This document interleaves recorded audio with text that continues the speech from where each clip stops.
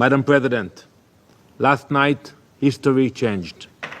The United States of America struck Iran's nuclear sites at Fordo, Natanz, and Isfahan.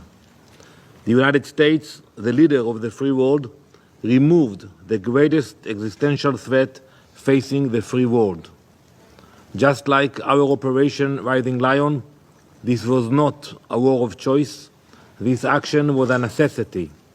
It was a righteous act for the United States, for Israel, for the Middle East, and for the world. So the entire world should say on record today, here and now, thank you. Thank you to the United States for removing the greatest threat to global security. Thank you, President Trump, for acting when so many hesitated. Thank you for protecting the free world with strength and with moral clarity. Now, some come here to denounce the United States and Israel. So let me ask you, where were you? Where were you when Iran raced toward the bomb? Where were you when it enriched uranium far beyond the point of civilian usage? When it buried entire fortress beneath mountain to prepare for our extermination? Where were you when Iran turned negotiation into theater and deceit into strategy? You were silent. You were complicit. You were afraid. You were bystanders. Months ago, I sat before this council and called for a coalition of the courageous. I called for a coalition with the moral clarity and strength to confront the greatest threat our world has seen since the Second World War. Last night, the leader of the free world acted with that courage. The United States acted, not just for itself, but for every nation that values freedom over radicalism. For every nation whose children deserve to grow up without the shadow of a nuclear disaster hanging over their heads. Now, the world must follow suit. Madam President, we have heard many calls for diplomacy today in this chamber. We have heard the Secretary General calls for de-escalation. You cannot ignore that diplomacy was tried over and over. The United States led that effort. Many nations here in this room engaged in diplomacy with determination and good faith. But the regime in Tehran had other plans. It used the negotiating table as camouflage, a delay tactic, a way to buy time while building missiles and enriching uranium. Iran negotiated agreements it never intended to keep. It made commitments it never honored. It answered deadlines with defiance and met oversight with obstruction. The free world gave it every chance. We gave it months, we gave it years, we gave it every possible off-ramp. Iran would not move.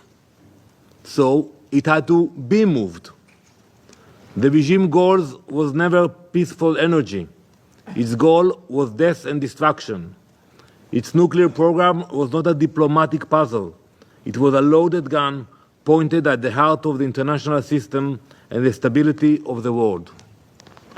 To those who now fake concern and cry escalation, we say, this is what the last line of defense looks like, when every other line has failed.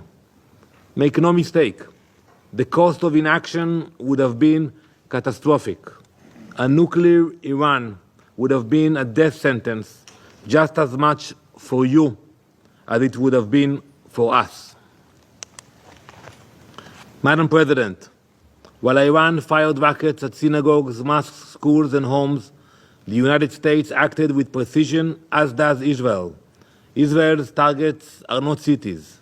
They were not civilians. They were not homes or schools. They are ballistic missile launchers and nuclear sites. This is a moral difference between us and them. They seek chaos, we seek order. They build weapons to destroy the world. We build partnerships to protect it.